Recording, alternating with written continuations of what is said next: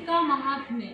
हल सृष्टि का व्रत करने से अति उत्तम फल मिलता है। इस व्रत को करने से उत्तम संतान की प्राप्ति होती है और संतान स्वस्थ व संपन्न रहती है। इसके अतिरिक्त सभी प्रकार के रोग शोक दूर होते हैं, सुख संपत्ति की प्राप्ति होती है, किसान भाइयों को धरती माता का आशीर्वाद प्राप्त होता है।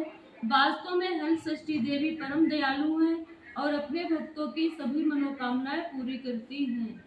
हल सृष्टि व्रत कथा अध्याय 1। अचानकपुर में एक राजा अपने परिवार सहित रहता था। वो प्रजा के सुख दुख का बहुत ध्यान रखता था। उसके राज्य में सभी सुखी थे। राजा अपने राज्य के हर गांव में तालाब कुआं बनवाता रहता था, लेकिन सभी तालाब कुआं सदैव सूखे ही बने रहते थे। इस वजह से राजा हमेशा चिंतित रहता था कि ऐसा कोई उपाय होगा जिसके करने से पानी की समस्या का निदान हो जाएगा। एक दिन राजा अपने दरबार में पानी के विषय में मंत्री एवं सलाहकारों से चर्चा कर रहा था कि अचानक एक आकाशवाणी होती है, हे राजा, तुम अपने इकलौते पुत्र की बलि दोगे, तुम्हारी इस समस्या का हल होगा, वरना तुम ऐसे ही पानी के लिए चिंतित रहोगे। इस आकाशवाणी को सुनकर दरबार में बैठे सभी लोगों को आश्चर्य होता है और सभी दुखी हो जाते हैं। सभी सोचते हैं,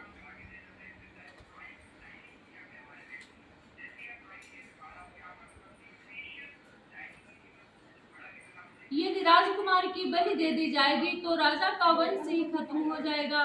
रात में राजा विचार करता है कि यदि मैं अपने बेटे पोते को अभी 2 माह का है बलि दे दूं तो कैसा रहेगा। इससे आकाशवाणी की बात भी पूरी हो जाएगी और मेरा वंश भी बच जाएगा, क्योंकि मेरे बेटे के जीवित रहने से भविष्य में और भी पोतों का जन्म हो सकता है। फिर तो राजा अपने मन में यही निश्चय करके सो जाता है। अगले दिन हल षष्ठी का व्रत होता है। राजा बेटे की बहू हल षष्ठी का व्रत रखती है।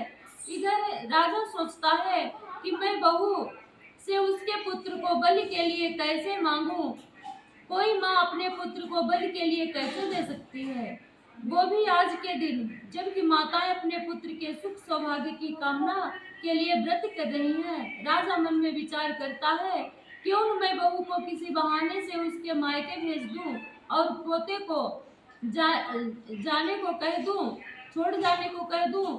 जब बहू चली जाएगी तब मेरा काम बन जाएगा, बाद में बहू को कोई बहाना बना दूंगा। ये विचार राजा को उचित लगता है और बहू के पास जाकर कहता है, बहू, अभी तुम्हारे मायके से खबर आई है कि तुम्हारी माँ बहुत बीमार है, तुमको देखना चाहती है, तुम अपनी माँ को देखने चली जाओ, पोते को मेरे पास छोड़ जाओ। यह सुनकर बहू कहती है, पिताजी, आज तो हल षष्ठी है, आज मैं कैसे जा सकती हूँ, आज के दिन तो हल जुते जमीन पर चलना मना रहता है।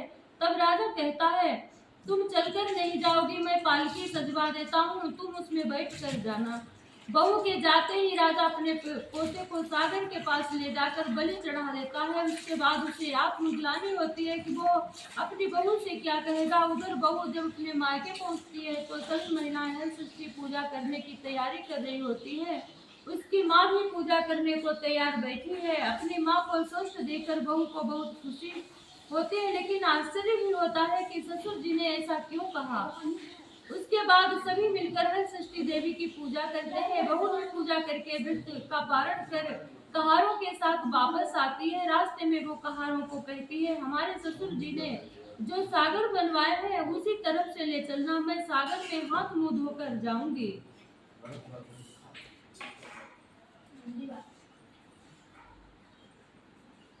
कहार असमंजस होता है, लेकिन बहू को की जिद के कारण उधर ले जाते हैं, लेकिन उन्हें सागर में पानी भरा हुआ देखकर आश्चर्य होता है कि वास्तव में आकाशवाणी के अनुसार राजा के बलि देने से ही चमत्कार हुआ था। बहू सागर में उतर कर प्रणाम करती है और हाथ मुंह धोकर आंचल फैलाती है। आंचल में उसका बच्चा खेलते हुए आ जाता है। बहू को